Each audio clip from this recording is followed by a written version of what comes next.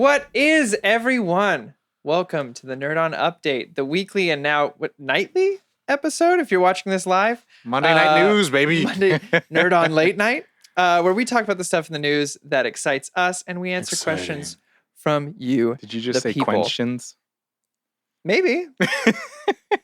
Late night exciting show. Who knows? Anything can happen late night. Just for True. your ears. Since True. we don't introduce the, as I like to say, guests, but what I mean is hosts, I don't have any news. So I'll let you guys fight over it. Go ahead, Josh. Okay, cool. So And the this winner is? week, Apple had some announcements. This Apple. one drew my That's a focus drink. because Apple announced the new Yeah, iPhone 13 with a whole bunch of camera upgrades, like a new ultra wide and new sensors and whatnot. But the big one that was a big hullabaloo or whatever was that they said that after extensive study of cinematography and powerful use of rack focus, cinematic mode has been introduced. And what this does is it records videos of people, pets, and objects with a beautiful depth effect with automatic focus changes so anyone can capture cinema-style moments. Focus can be changed during and after capture. It records in Dolby Vision HDR and is supported for 4K to 60 frames per second. So I think that's interesting. Was there any was there like a reference, like a let's see how it works kind of thing? Well, I mean, having our background in it, there were even filmmakers like Michel Gondry.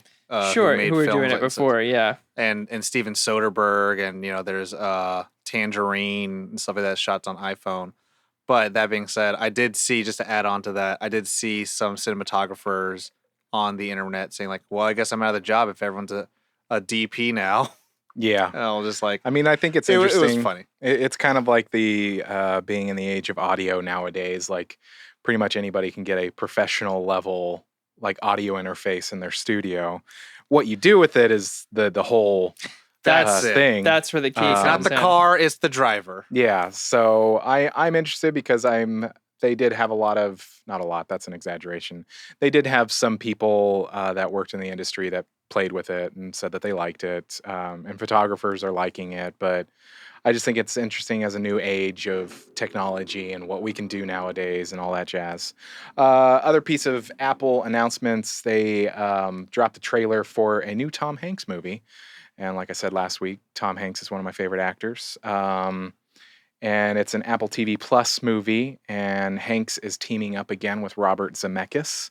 It was originally slated for October 2020, and Apple acquired it over the summer. Some people are saying with the big Emmy wins last night and their acquisitions of films and whatnot, they're starting to become a pretty big contender in the streaming wars. So, Yeah, they swept at the Emmys, yeah. And all that Ted Lasso, baby. Yeah. So, I mean, Ted Lasso is amazing. So, but that is my news.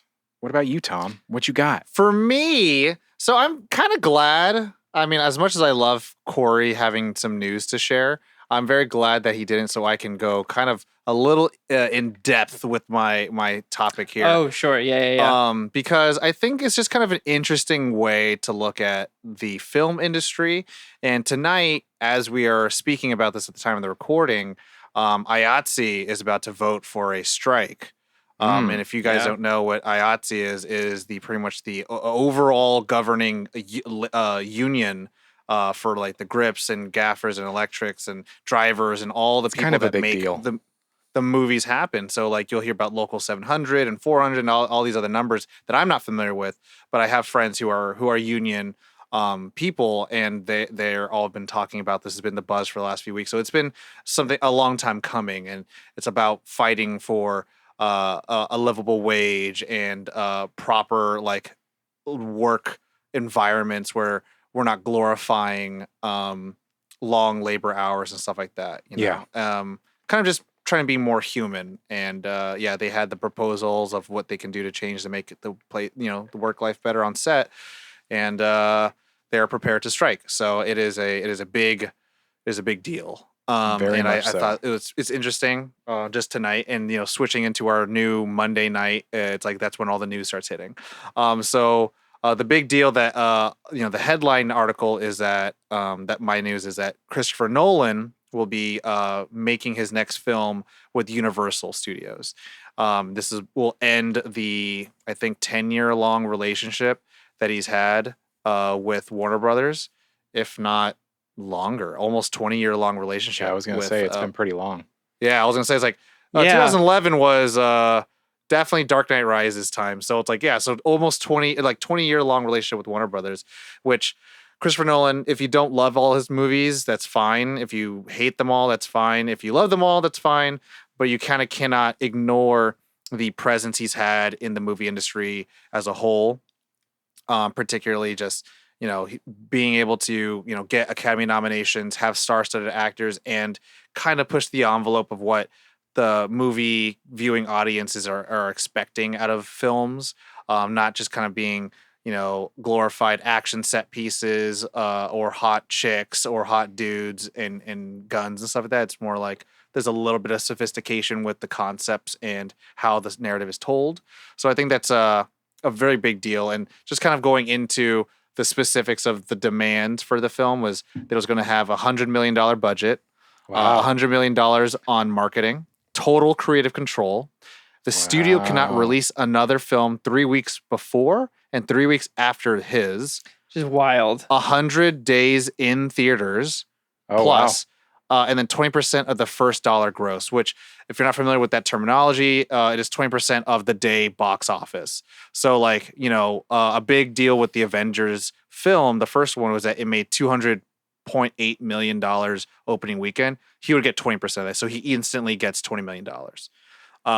And that's just, on opening weekend. So, and now, that's kind of like the rush now with films, but it's interesting, right? Like, a lot of people, and I'm a little skeptical of it too, because it's kind of like, is he going to get rewarded for this very kind of like strenuous demand, especially when studios and films are kind of fighting for this like presence in the box office, as well as like, where do they belong now that streaming is here? and the changing of deals of like how long they have to be in theaters, and like streamers are kind of a better place for certain films.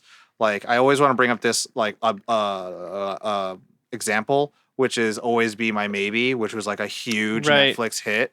But if it was in theaters, it would have gotten demolished. It would have like gotten killed, and no one would have watched it. And the cost to distribute it also is a lot of money. So like, when you see Netflix put Army of the Dead in theaters for a week, it's like a big deal, because they're a streamer. They're a streamer only. And that's the same thing like with The Irishman, right? When it's like, okay, we're only putting in theaters so we can kind of get nominated and stuff like that. Yeah. Like, same thing with Roma, but then like they're huge films. I mean, everyone knows about Extraction or Wasn't it like why Spielberg was so against it, and now he's got to deal with them? Yeah, which is and wild. Yeah, a lot of the big player directors, Dave Fincher, Spielberg, Scorsese, Nolan, all these big names, they have all deals with streamers now at this point, and it's because the creative control is kind of coming to this point where. Do you think? You can't say no if you want to have your control of your story, your narrative. It's kind of I can't turn this down. Yeah, I was just gonna pose the question: do you think that the state of the industry over the past, year and a half, really changed the zeitgeist of the industry and what filmmakers are willing and unwilling to do? Like, I think pre-pandemic, it would be kind of like streamers were on kind of a low pedestal, and now with the pandemic and with the rise of that kind of media, since people had to be from home, like. I think it was already on that track. COVID may have expedited that process, but you had Netflix already putting things out like Roma and stuff like that were these they were made to be and promoted to be these Oscar contenders, and promoting the fact that like, yeah, you can come here and make what you want. Like Fincher's Mank. Mank. Or I wasn't even going to talk about his TV show, The Love, Sex, and Robots. Like, oh yeah, they're giving these people. Fincher did that one too, if I'm not mistaken. Oh wow, yeah, jeez. I think he produced that. Let me double check on that though, because I don't want to give out bad info. But yeah, these streamers have been pushing. These streaming services have been pushing to give creative control to these artists for a while, and I think all that the pandemic did was just expedite that process. Yeah. I definitely feel like it was like these big time. Tim Miller, the guy who did Deadpool, did Love, Sex, Love, Death, and Robots. Yeah. I think it was like all these big time directors, and I mean, even you have like comments like from Patty Jenkins, which get blown out of proportion of like And David Fincher. Okay, and David Fincher. Saying like they don't appreciate these streamer movies and stuff like that. Like obviously Scorsese and all them were all in that sense of like, oh, my movie is meant to be seen on the big screen. But I think the interesting thing is that you do have someone like who is Nolan, who is like, you have artistic films, but they're also big blockbusters. So it's like he's right in the middle of like it could have went both ways. And like I think like there's been small snippets that Warner Brothers was never even part of the question of like, because I think he's just lost so much faith in that studio. And that's where I'm saying where it's like Warner Brothers is my favorite like studio, like that it's my dream studio that I would want to work with, right? But like I can't help but see like some of the folly in their judgment of what they've done. And if you're familiar with this show, you know that Restore the Snyderverse is close to my heart. But something like posting up the Blu-ray DVD trilogy box set on YouTube as an unlisted video is like what are you doing? And then because that's such a even thinking it from my point of view and where I have worked in the industry in terms of like promo, like that's somebody's job, so it had to have been part of the workflow. So it's like it's hard to imagine that it wasn't. Like it was just like an oopsie, like something big, like and that's the thing where like Zack Snyder himself had to like post the link to it so people can go watch it, and that's like the funny thing. So like months ago they posted the 4K re-release 2017's theatrical Justice League, and it had like 40,000 dislikes, and like you have that, and then you have the Zack Snyder Justice League version, which is unlisted. And then immediately everyone who has HBO Max got an email about like, check out the Suicide Squad's gag reel. And it's like, you're really showing your cards of like the weird sense of like you trying to place your stake in like what you're doing and how you're going about your business. So like, it's just interesting to see like directors are moving different places. And specifically with Warner Brothers, like Christopher Nolan is kind of like, I'm taking my business elsewhere. Denis Villeneuve is like, all I am is promised a sequel for Dune, and then we'll see what happens after that. And I don't know where that's going to go. But like, I think a lot of all eyes are on, again, Warner Brothers of like, we'll see if Discovery Plus comes over and David Zaslav comes in and is like, hey, we got to clean house because if directors don't want to work with us, then we don't have a studio. Like what you have is now an incubator of like, we're going to just take these small time directors who have no clout and then we're going to push them around. So it's a very like, something's going to happen. So that's all my news. That is the news. It's good news. Next part of the show, last part of the show is in which we answer questions from you, the people. And if you would like to submit questions, there are a number of ways that you can do that. You can go to nerdon.tv/questions, and all of those ways are listed there. The easiest and most fun way to submit questions is to head on over to the Discord, nerdon.tv/Discord. There are channels for questions there, and you get to hang out with other listeners, other watchers, and sometimes tis the truth. And if you are a member of the Nerd On Nation, two things happen. Not only do you support us in the content that we create and able to be the best that we can be, but you get what we call the Nerd On Nudge, where your questions get answered first. So check that out, nerdon.tv/Patreon. And you can ask questions like, JD Maggie, which fictional spacecraft would you choose if you could only choose one, and why? Ooh. Good question. Fictional spacecraft. That's a very good question. Oh, I know. Oh, okay. Tom's got it. Right now, off the top of my head, the Futurama ship. That's what I was thinking. Because it folds space and time. It doesn't actually move. Yeah. And I was like, that's pretty baller. Planet Express. Yeah. Not Planet Express. Planet Express ship. It is Planet Express. Oh, yeah. I was Yeah. thinking Pizza Express, which is Pizza Wait. Planet. Pizza Planet. Thank you. Yeah. Yeah, Planet Express. That was probably going to be my answer. I mean, the first ship that popped in my head is Nebuchadnezzar, but like that's depressing as hell. Is that a spaceship? That's from The Matrix. Yeah, it's like traveling underground though, right? Yeah, but like that's a spaceship. Okay. Yeah, That's you're you know what I mean? right. Yeah, It's flying. That's a spaceship. Let's be honest, guys. Yeah. It's It's a spaceship Uh, underground. We know. Come on. yeah, It doesn't yeah, touch yeah. the ground ever. No, not once, not never. But I'll you know, because you said Planet Express, I want to change it. So Josh, if you got one, go for it. I'm gonna thinking. give this another. I'm thinking. I mean, So I want wait, to throw it's another one a- out then- there, but then don't I think would it'll be say any the kind of Ebon Hawk. spacecraft. Like, Ebon Hawk from Knights of the Old Republic, 100%. Yeah, any that ship is spaceship. so dope.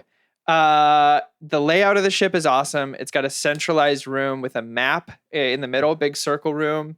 It's got a ton of different like storage rooms, extra rooms, like guest quarters. Ebon Hawk all day, every day. the first thing that comes to mind is the Galactica from Battlestar Galactica. Okay. I think Yeah, it would there you be go. dope. I love that I show, was- and I want to do an episode.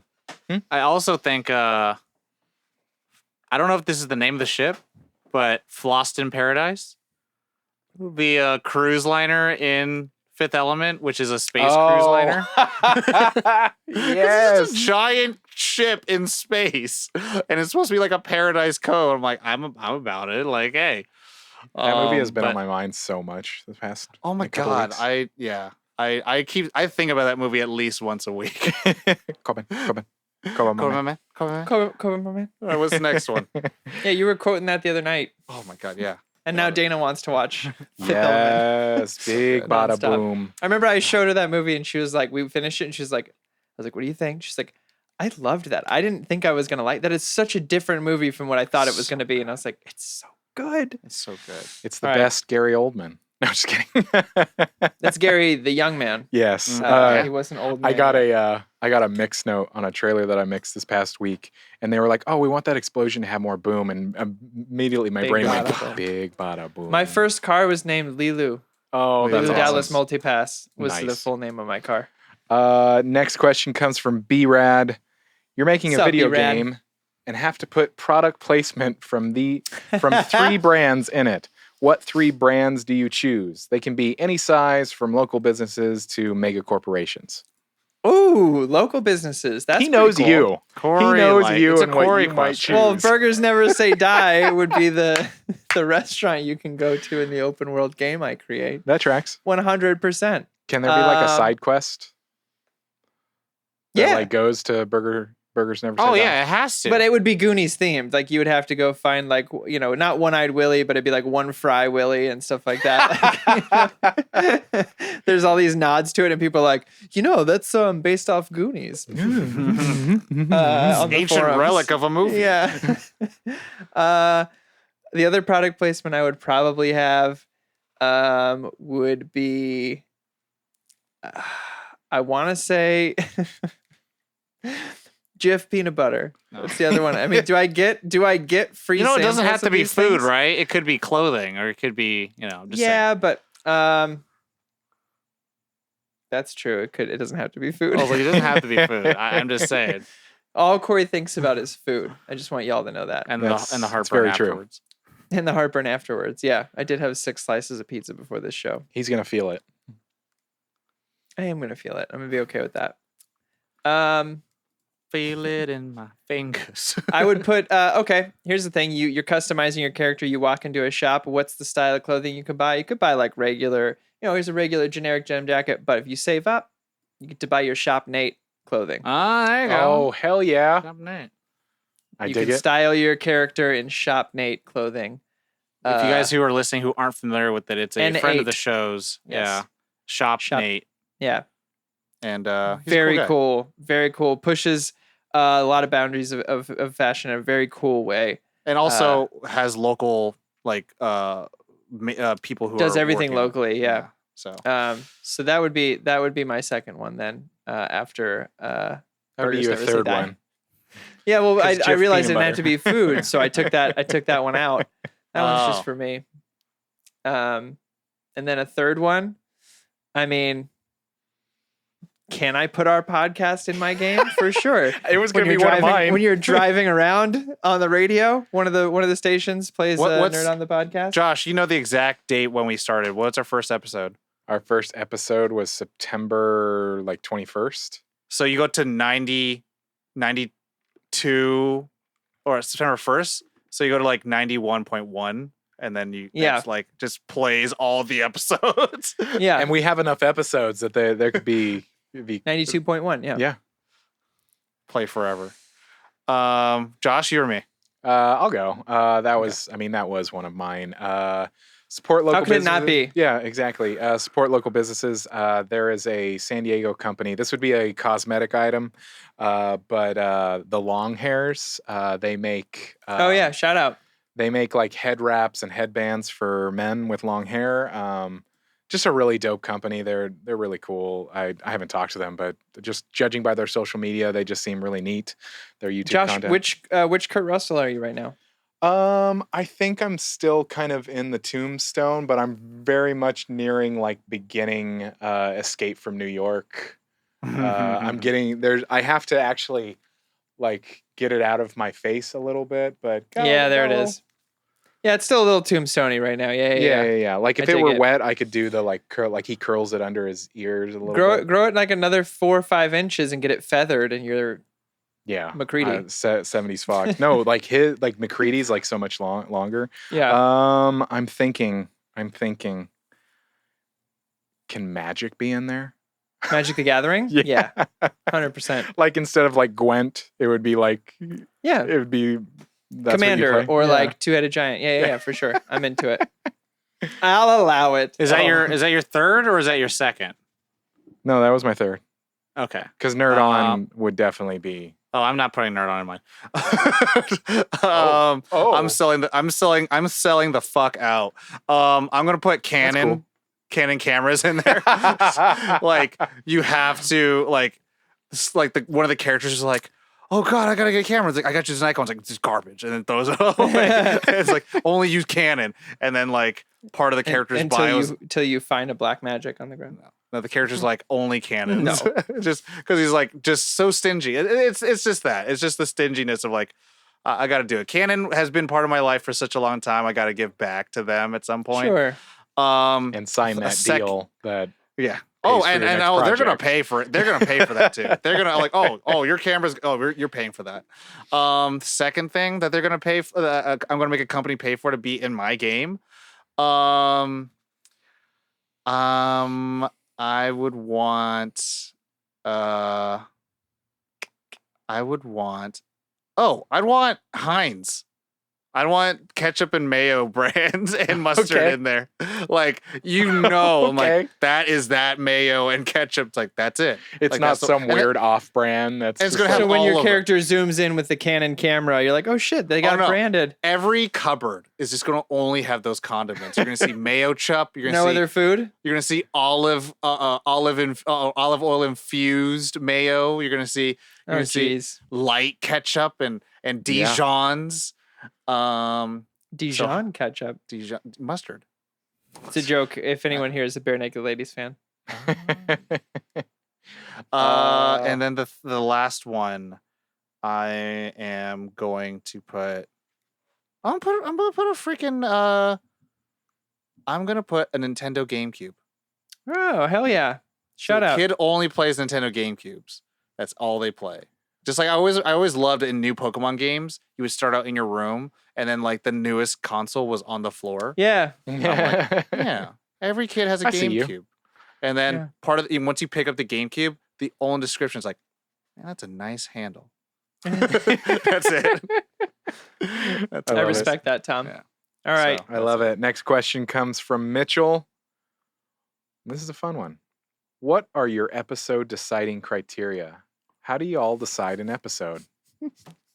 We make sure we pick topics that we know that you guys don't like. Yeah, there it is. We go. Yeah, it sounds good. Yeah, that sounds We're good. like, You want to we're do that? like, no. Sure.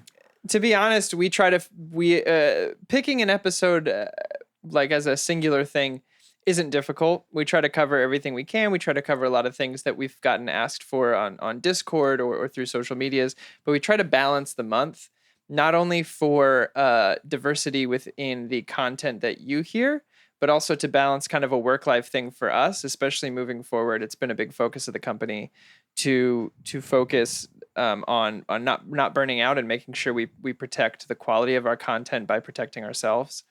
So we try to balance it with like, okay, we got a movie, we got a TV show, we got a comic book, and then we have an op-ed or something like that we something we already know how to discuss, and maybe we just brush up on that a little bit, but doesn't require the type of commitment that maybe an entire like 26 episode series might take to watch and comment on.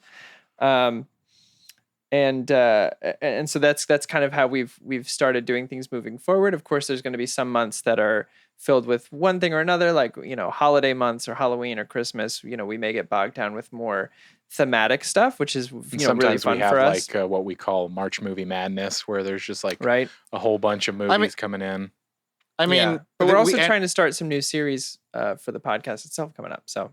Yeah, and it's not without saying that like we look at the suggestions that we've gotten, and we also listen to the feedback our audience has given us.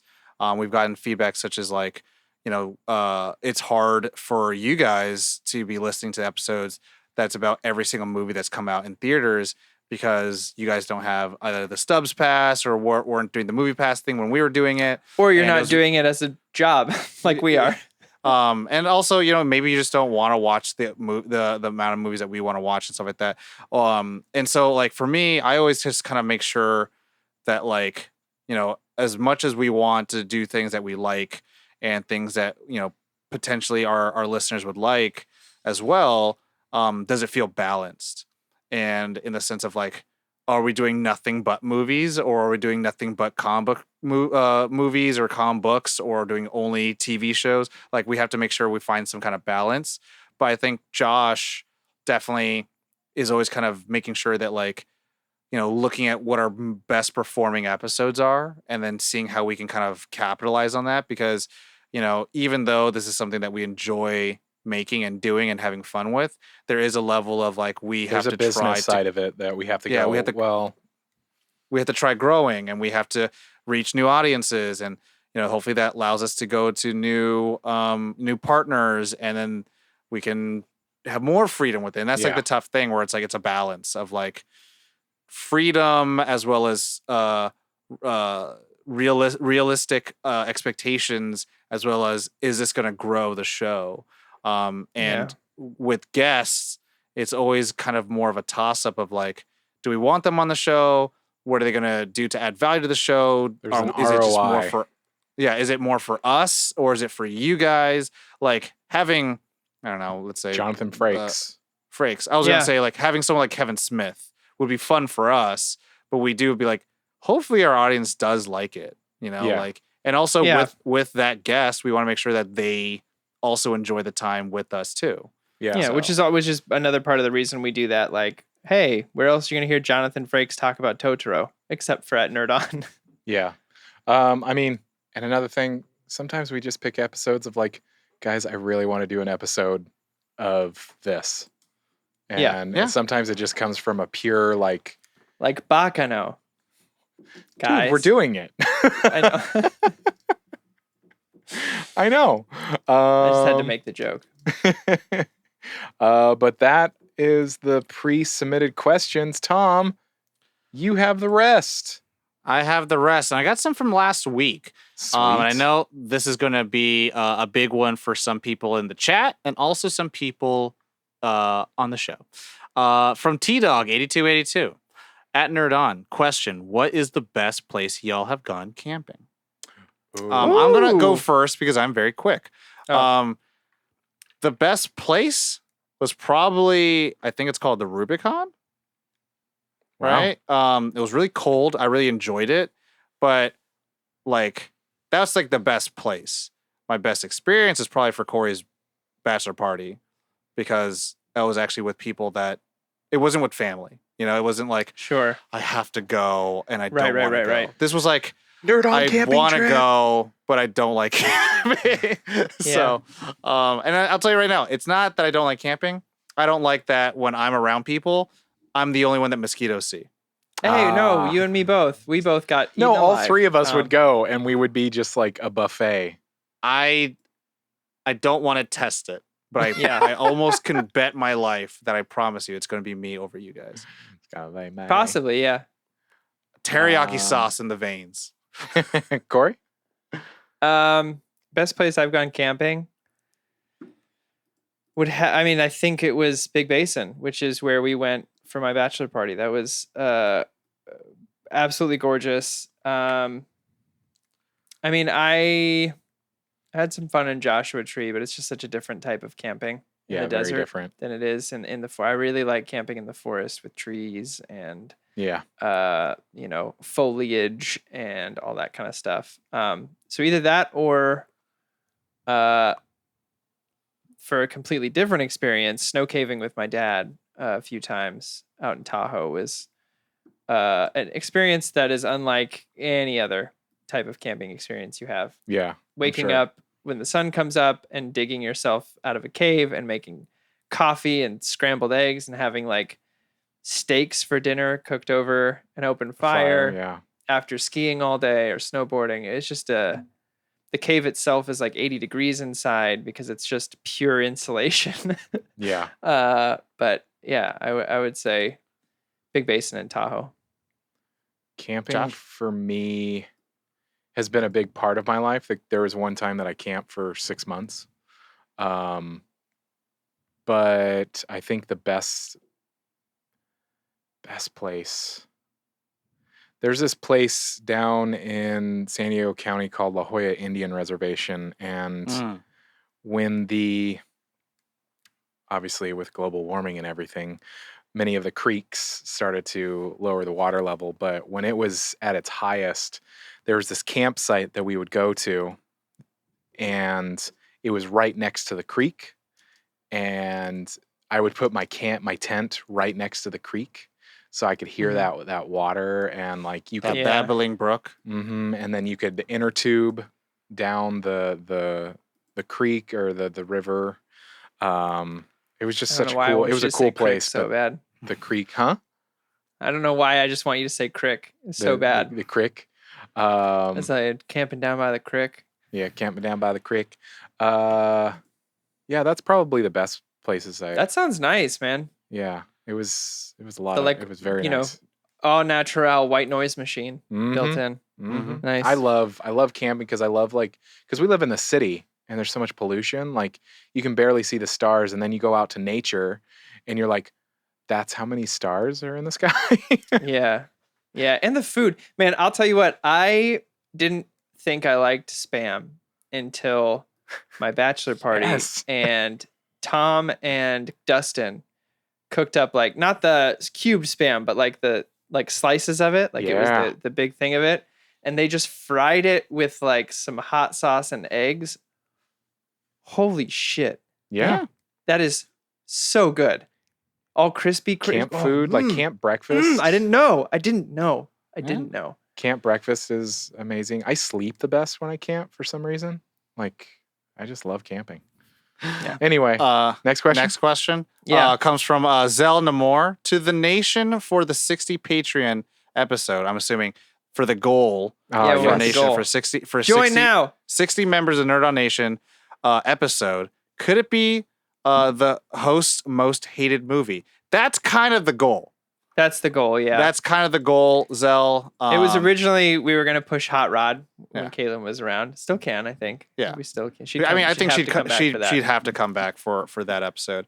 But yeah, it definitely like an all-encompassing. We talk about the movie Hot Rod. Each of us don't like, or could be that. That's what the question sounds like.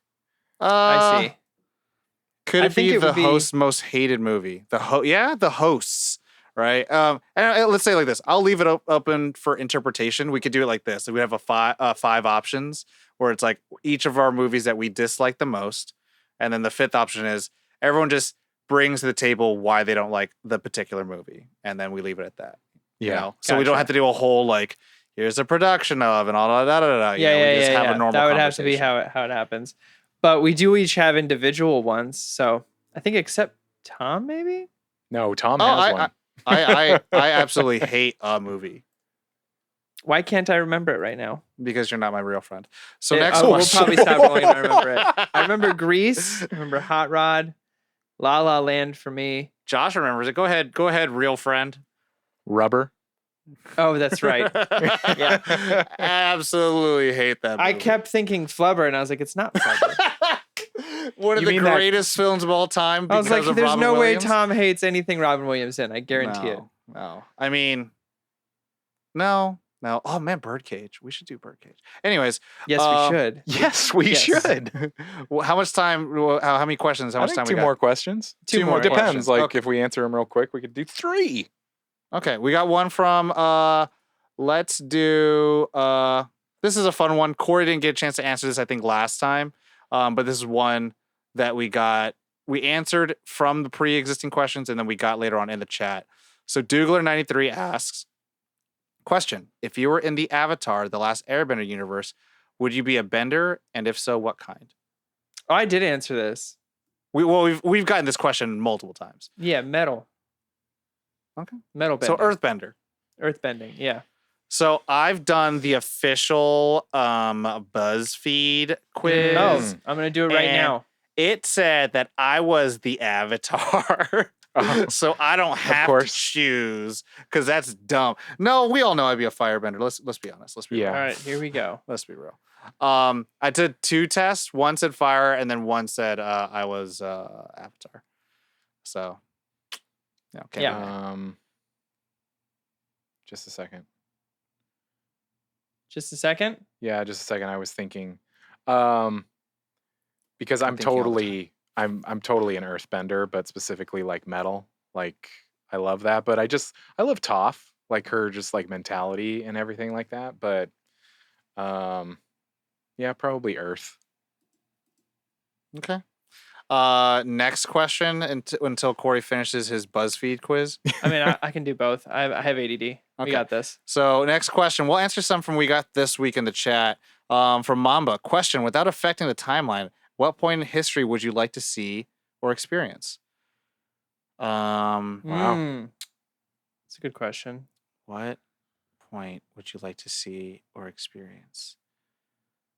I would like to be in the stadium or in the room when Warren Beatty Yeah. messed up Moonlight for La La Land. Oh. Yeah. Such a dumb moment, but it was just You'd like, want to be there for that? I mean, that's the only thing I think. I don't know what else to kind of, I mean,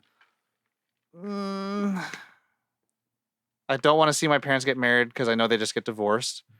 Oh, I don't want to be there for I don't want to be there for when they get divorced. No. Don't want to be there for the conception. No. No. I mean, Why do I even say these things? Yeah. Give him maybe when like Hit Me Baby One More Time, like seeing Britney's face, like it's the #1 song. And just Oh, like, you want to be in she's the probably room like, when she realizes that? yeah, and then she's probably like, all right, next song. You know, she's probably like, all right, business as usual.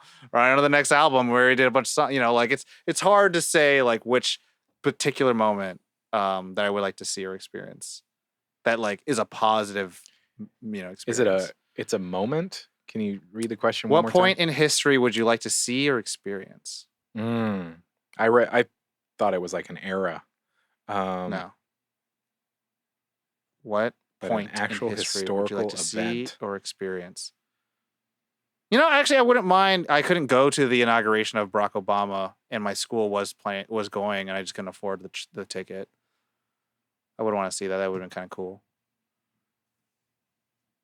What else would I want to see? Oh, when Arnold Schwarzenegger says, "And now the movie Avada," I'm like, oh, Avada. Avada. Or seeing John Travolta say "Izim Zim Menzel." Like I just want to see all these terrible moments, like Wow. at the expense of celebrities, or seeing Ricky Gervais host the Golden Globes for the last time, Oh, yeah. which was amazing, absolutely amazing, just ripping into everyone. I saw him live. He's amazing. Oh,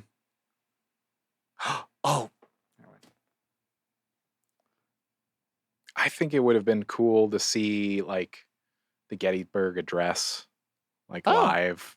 I might die, but yeah, Yeah. Not affecting the timeline. We're just kind of there. We're like a floating.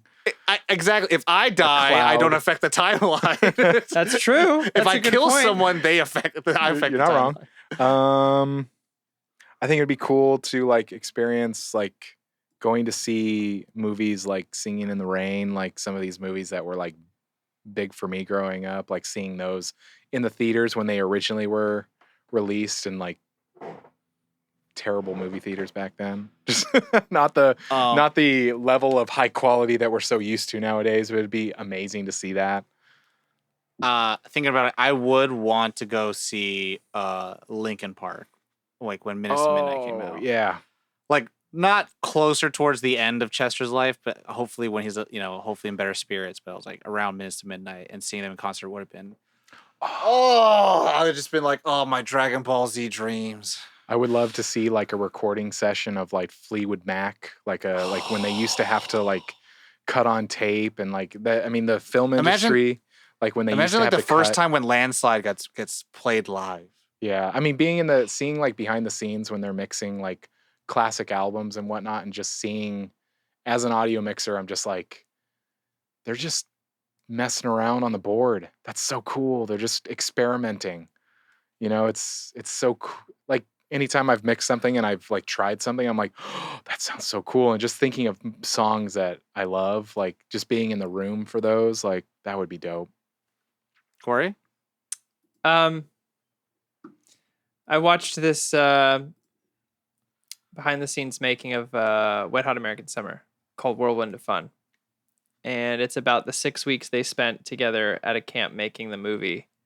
And I would love to be a fly on a wall there. It's Paul Rudd, Amy Poehler, Ken Marino, David Wayne, Michael Ian Black, Bradley Cooper's first film, Straight Out. He missed his graduation to film it.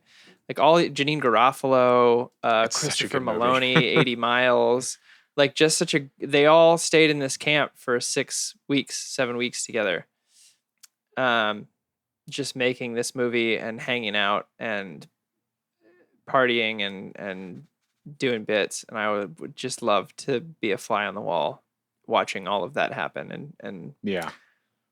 Mamba has a good one. I watched that. I can't stop thinking about it since I watched it. So Mamba has a good one. That would be amazing. Which one's Mamba say? A Monty Python show. Like live at the Hollywood Bowl. Like, oh man, that would be dope. One more question? One last one? Yeah, sure. One more. Okay. What do I do? Which one? You know what? I'll keep this one for next week. So we're gonna answer. I think Corey kind of segues from Corey's. Gamer Fuji asks, here's a question: what's your favorite type of behind the scenes extra feature of media, like bloopers, interviews, commentary, etc.? Like as a whole or specific? Yeah, like what category? What kind of behind the scenes do you like the most? Is it bloopers? I love bloopers. Is it interviews? I love bloopers just because I love when like things like, because we get the finished product and it's fun seeing when it goes wrong. Mm-hmm. Like I think that, and as an actor, I'm like, yeah, I've Rush seen those Hour moments. had some of the best bloopers. Yeah. Rush Hour 1 and 2. Corey? Making of. Behind the scenes making of. I'm someone who has spent almost as much time watching the making of Lord of the Rings as I have watching Lord of the Rings. I think there's something like 24 hours of behind the scenes stuff, interviews, video diaries, the B camera, B-roll from everything kind of put together. And that's the stuff I love. I really, really, really get lost in that stuff. It's just very, very fascinating to me to see kind of the state of everyone who've made the thing that I just experienced or the thing I love, and just seeing where they were at and what it was, kind of getting a peek behind the curtain of what it was like to exist in that world where this wasn't out there yet. But they were all just this family making something. Yeah, I agree. I think my favorite is like the featurettes. The like if you go to YouTube right now, if you go to Warner Brothers YouTube, of course, you can find like the making of the Batman animated series. And then you can also find out like the Dark Knight trilogy, like behind the scenes hour-long thing, and they have like Guillermo del Toro, Zack Snyder, Charles Roven, all these different like people talking about Christopher Nolan and his approach. And it's great because they have it all stitched together from the first, the second, and the third film. And it's like the scale, the idea, and then you have like the studio heads at the time who are like, this was a huge risk. You have David S. Goyer, you have, the production designers, the costumers, you have like the set like constructionists, builders, architects being like, no one does this anymore. Like no one makes sets anymore. They use green screens. They don't hire actors anymore. They get, CGI, mocap, and then they don't actually have people on set anymore. And that kind of stuff, like to Corey's point, it's cool that they can kind of live in this world where they're seeing the future and they're seeing the past based on what's happening in the present, in a way where it's like, we know how things have been done. We know that it was a risk doing this time and it worked out, and we just don't know what's going to look like in the future. So I really enjoy that kind of thing.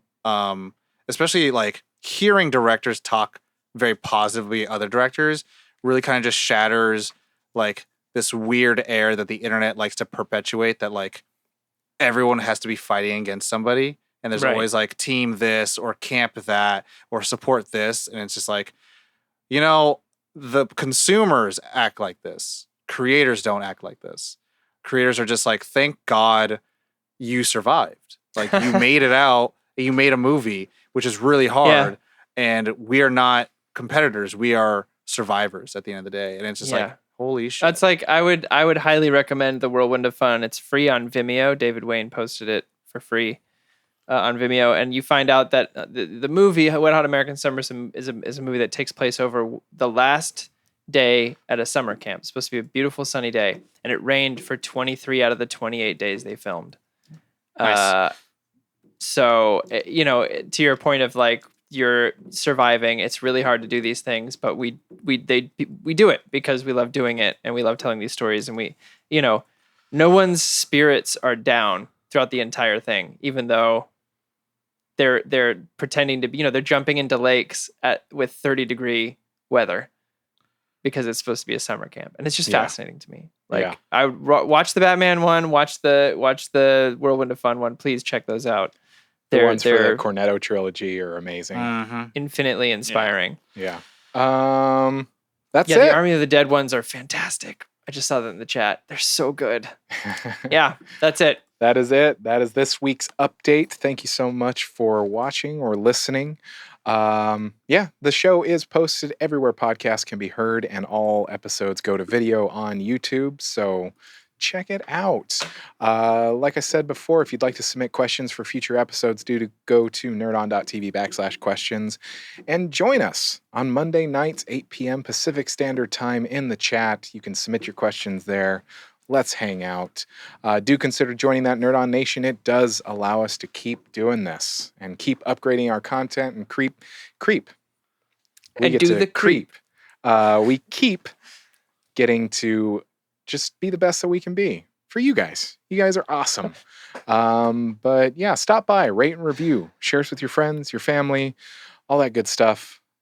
Subscribe, follow, all the things. All the things that feed the algorithm gods. Yes. Please help us do this for a living. Do it. Yes. Just do it. Takes no more than a minute. I wrote that down this week. I want Nerd On to be able to be full time. That would be dope. I laughed about it later in my diary. Veronica made a very funny joke today. But thank you so much. We heart you guys. Take care of yourselves. You know the drill. As always, Nerd On. Nerd on.